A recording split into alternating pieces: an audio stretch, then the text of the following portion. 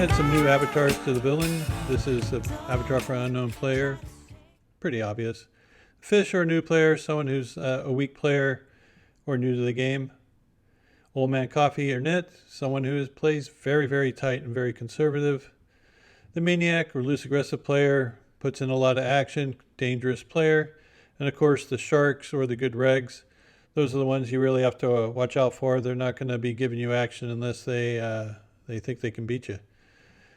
So please understand that there's probably more types of players, but these are the ones I'm using to help illustrate certain plays in certain spots. So I understand if someone might be offended by the names or something like that, but oh well, it's my vlog, I do what I want. Hey guys, welcome back to the vlog. This vlog will cover my end of my road trip, my summer road trip down to Los Angeles, San Diego area. And I did a little shot take at the 5-5-10 game. Also, it covers my return trip home to Sacramento and one session there that is quite entertaining. Anyway, sit back, relax, enjoy. Here it comes. When you're taking a shot, you want it to be in a good game. As long as it's good, stay and play. As soon as it turns bad, it's time to cut your losses and get out of there. All right, I'm over at the Gardens Casino just outside Los Angeles. Going to be playing 5-5-10 today. It's an interesting structure. There are 3 blinds, of course, and they do play 8-handed. The max buy-in is only $800, so it's kind of a short stack. They do play a bomb pot at every dealer change and every new player. With the blind structure and being only 8-handed, I figure I'm going to have to open my range up a little bit more, defend more frequently, and attack with more precision. So here we go. First hand we get involved in is a bomb pot. Everyone puts up $25 and we go see a flop. I happen to look down at Ace-7 suited, which is a pretty good starting hand for a bomb pot, especially when the flop comes Ace-7-5 with 2 clubs. The player leads out for $75. He seems to be an action player, but as far as I'm concerned, he's been playing pretty good so far. I haven't seen him make any mistakes, but he does like putting chips in the pot. So I was thinking of what size I should be raising this to and whether I'll get any action on it. I did notice that the 2 players behind me seem to be disinterested in this flop, and then they'll leave another 2 players or so behind them. So I decided I was just going to smooth call. I think it's definitely a mistake. I should just be raising here, standard size, try to get it heads up or take down the pot at this point. But I get a little tricky and just put in the smooth call. The 2 players behind me do end up folding rather quickly, but then the other 2 players at the end of the table seem to be interested in the pot for $75, and I'm instantly regretting my decision not to put in a raise. I'm giving them a cheap draw at either a flush draw or a straight draw or who knows what. Turn card comes as a 4 diamonds. It does complete the obvious straight draw of 6-8. Don't think anyone would have 6-3. Player leads again for $200. At this point I realize that I just have to shut these other players out before the board gets even scarier. I make it 500. 2 players end up folding rather quickly. And then when it comes back around to the initial better, he turns over Ace-10 offsuit and mucks it. So we take down this pot. Don't like the way I played it. As I was stacking the chips, I'm in the second blind. I call it the big blind. And I have King-10 offsuit. I do put in the extra $5 and we see a flop. 4 ways. That comes 10-6-3 with 2 hearts. I checked. It gets checked to the player in middle position who puts out a bet for $30. I got top pair and the king of hearts. What could be better? I put in the call. Turn card comes is, well, another 10. Pretty good turn card. I decided to check it to him again. I figured if he had a 10, he would definitely bet it. If he had a draw, he probably want to represent it. He bets out for $65. Comes back to me. There are a lot of possible draws out here, of course. The flush draw. There's some straight draws. And if he has a 10, I'm definitely going to get action. And if he has Ace-10, well, I'm just in trouble. I decided to put in a raise. I figured I'll raise him 175 more, so I put out 240 total. Well, my goal in this raise is just to get those draws to pay for him, or if he has a 10, to get value from it. If he has some sort of middling pair, maybe a pocket pair like sevens or eights or something like that, he might put in a crying call, but my hand looks pretty strong at this point, so I figure I was only going to get actions from someone with a 10, or maybe someone who's sticky with one of their draws. He ends up folding, and we win our second pot of the day. I'm in the second blind, and I defend with 3-4 suited. A little bit wider than I normally do, but then again, that's what the blind structure makes you do. Flop comes out, ace, 5-6, rainbow. I got an open-ender. It's pretty disguised. I check it. It gets bet by the player at the end of the table for $30. I put in a call. Two of us go see a turn card, which comes up ace 7. So still a rainbow board. I check it over to him, and he checks it back rather quickly. When he does this, I'm thinking that he has a weak ace, maybe ace 4, ace 8, ace 9. River card comes is a 8 of spades, not a good card. If he has ace 4, he now has me tied. He has ace 8, he'll probably bet for value and I'll get paid off. If he has ace 9, I'm just in a world of hurt. He does bet for 70. I don't like it. I make a crying call, and he shows me ace 9 offsuit.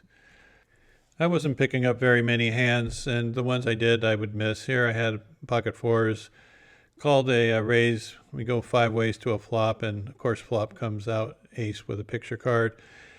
Can't do much with that. Here I do pick up a good hand on the button, ace queen suited. It's folded to me, open for a raise to 35. Everybody folds. When I first sat down, there was a player on total tilt, and he was just throwing money away. He's gone, replaced by a good player. Here I have ace 10, open on the raise for a button. I get called by the big blind. We see a run out that was very poor for my hand, but we end up checking it down and winning with ace high. So there's not a lot of action being put in. As I said, the bad player left already. 2 other weaker players have now left and replaced by what seems to be good players. Game doesn't seem as good as it was when I first sat down. And you know what they say, if you look around the table and you don't see a weak spot, you're it. The tilting player went bust. The other 2 weak players were replaced by solid players. Action's drying up. This game isn't good anymore. It's time to find a greener pasture. Well, I decided to listen to my coach and get the heck out of that game. Go back down to the 5-5 game. Looks much easier to me. So I spent about an hour and 20 minutes in that 5-5-10 game. Ended up winning about $400. Took my winnings over to the 5-5 game. Sat down. Played for a while, and I finally picked up ace 10. I was trying to isolate the initial raiser who opened for $15. He's a person you just definitely want to target. So I raised to 65, trying to isolate him. The big blind decides to come along. Now he's what I would call a nit or a old man coffee type of player. He is not calling this raise light at all. In fact, I'm putting him on a very, very tight range. Hands like ace king, kings, queens, jacks, maybe 10s. He calls. Right now my range is way behind him. But I also know that old men coffee do not like putting in a lot of money with only one pair unless it's aces. So when the flop comes 10 high, I bet $100. If he has ace king, he would definitely be folding here. The only hand he might continue with is ace king of clubs. So when he puts in a call, I'm thinking he has hands like jacks, queens, maybe even kings. Turn card comes is a queen of clubs. He checks again. Now there is a chance he has ace king of clubs. That's 1 in 16 ace kings that he could have. But knowing that he is going to be fearful of calling off with one pair, so unless he has ace king of clubs or a set of queens, I think he's going to be folding. So I jam. He thinks for a brief minute and folds. And from the table talk, it sounded like he had an overpair to the board when the 10 came. There's a limper, and I look down at king, queen suited, definitely worth a raise from the hijack position, so I make a 25. Get called from the player to my direct left. It's then folded back to the player in the small blind, who was the same villain from the hand before, the OMC type. He puts in a raise to 80. This is a very strong raise. Um, it looks like aces to me like 90% of the time, maybe even higher. And the fact that I have king queen suited, every time I seem to have king queen suited and I get raised by a nit, they always have aces. I don't know about you, but it happens to me all the time, and they always have aces. His stack is pretty deep. My stack is deep. The player to my left, his stack is pretty good. I decided to make a loose call and put in a call with king queen suited pre-flop. Flop comes out pretty good. Comes jack, 10, deuce with one spade. So I got an open ender and a backdoor flush draw. The pot's $250 and he leads for $220. Basically a pot-sized bet, and here I don't think I'm getting the right price. Even if I thought I had 8 clean outs, I'm not getting the right price. And I know that 2 of my outs are gone because he holds 2 of them. Plus I got the player behind me. He could have a similar hand of mine and I might be playing for a chop. Or he could be slow playing something like jacks and tens and all the money's going to go in and I'm going to have like hardly anything left. So I decided just to let this go. I hate doubling up nits when they have aces. That's their whole game plan, is to sit there, wait for a great hand, and have someone try to chase them down. He did end up flashing that he had pocket aces.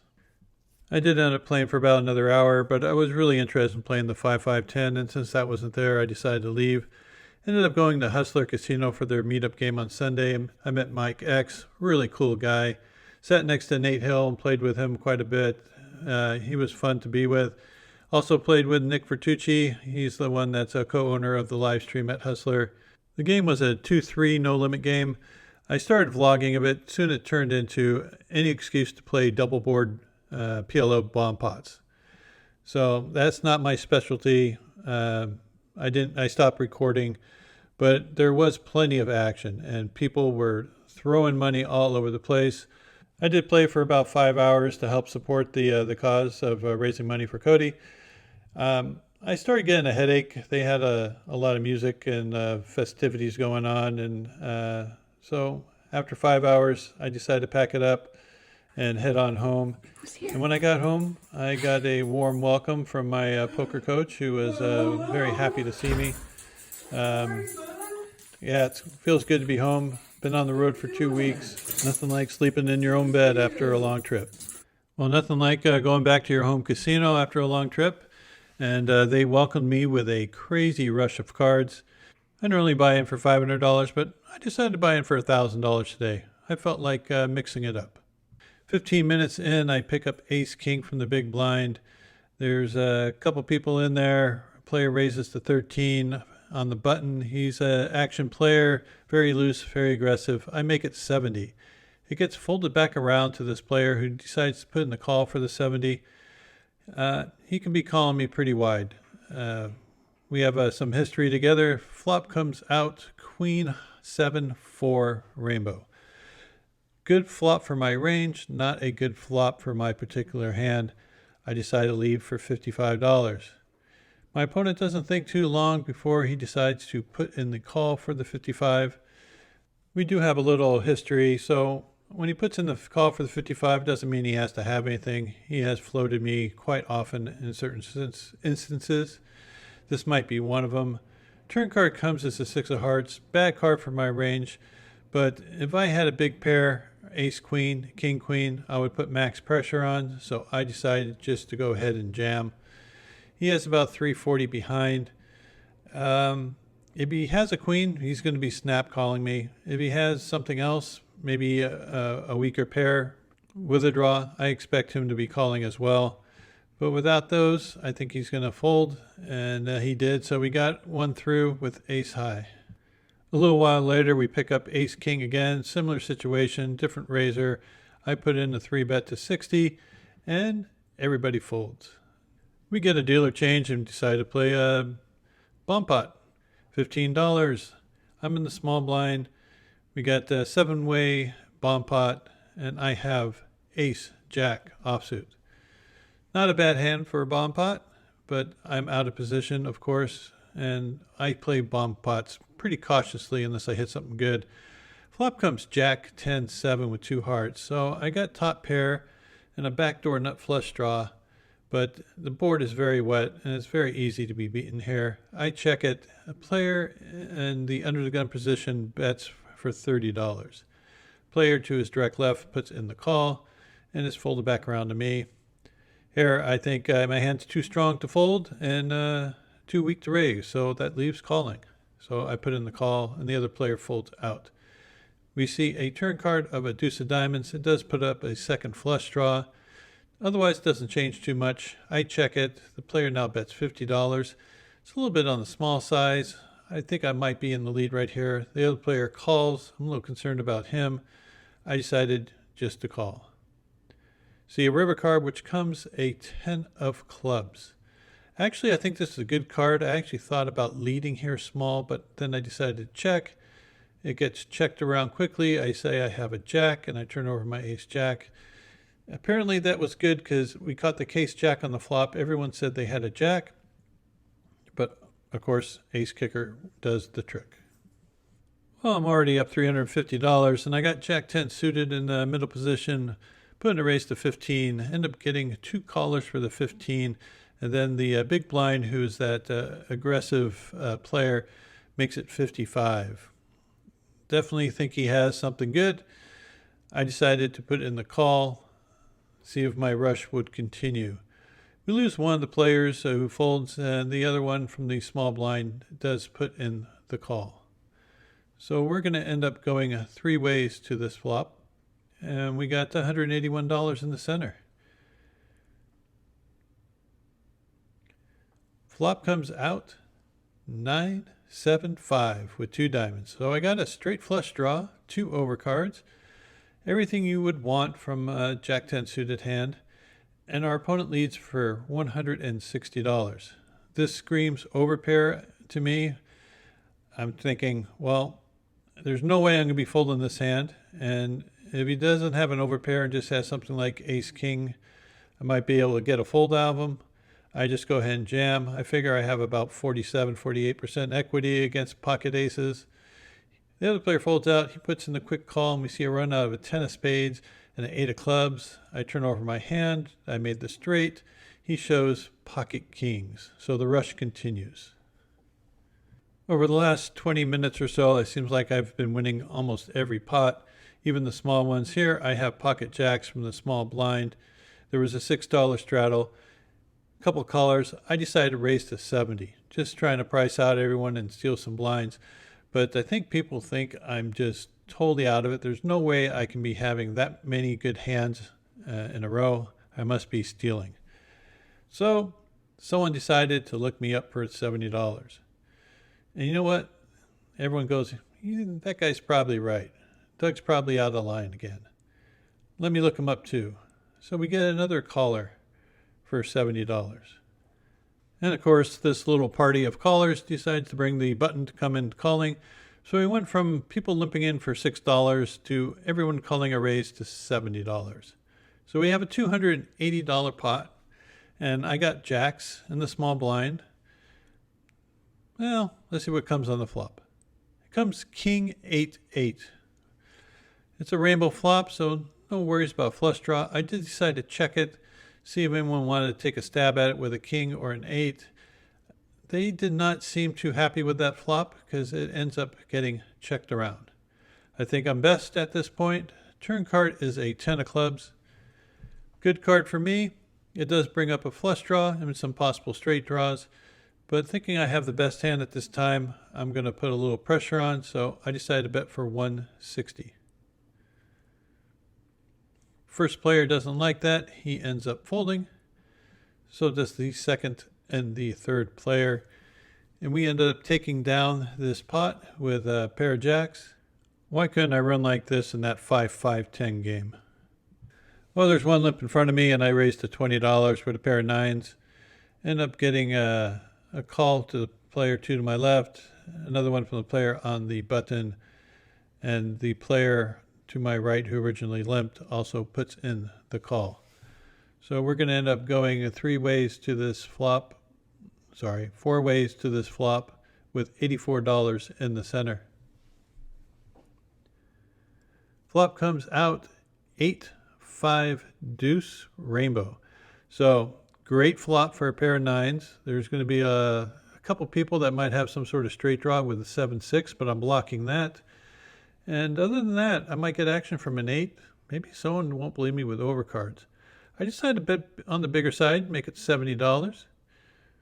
Figure I'll put a lot of pressure on anyone that wants to call me with overcards. And if they have a hand like 7-6, they're going to put in a call and hope to hit a 9, which I am double blocking. I have one player on the button who does put in the call. I figure he's either has an 8 or some sort of straight draw. Turn card comes as a 10 of diamonds. It really doesn't help anything there. I don't think he's calling with an overcard of a 10. I decided to bet for 130, trying to put pressure on those draws like 7-6. He thinks for a brief moment and decides to let it go. So we win another one, and the rush continues. Well, in that 30-minute rush, I ended up racking up to $1,500 profit. Stayed around for about another hour or so and gave some of that back. Ended up cashing out a nice win for $1,420. That's a nice welcome home gift. As I said, it would have been great to run like that in a 5-5-10 game. But that's the thing about going on a rush. You can never really schedule it in the game you would like it the most. It usually happens when you least expect it. But luckily I was in a good 1-3 game that had plenty of action. And I got action on all my big hands, which I had a ridiculous number of big hands. I didn't even show them all. There was just a ridiculous number. I would say that I played like 75% of the hands. And of those 75%, I would say 80 to 90% of them were top tier hands that would be played. I did play a few that were not top tiered and played them aggressively pre-flop and stole a lot of pots, but that's a whole other story. Anyway, I appreciate you guys coming along for the ride. I really do. Thank you for your support, and until next time, good luck at the tables, and we'll see you back here soon.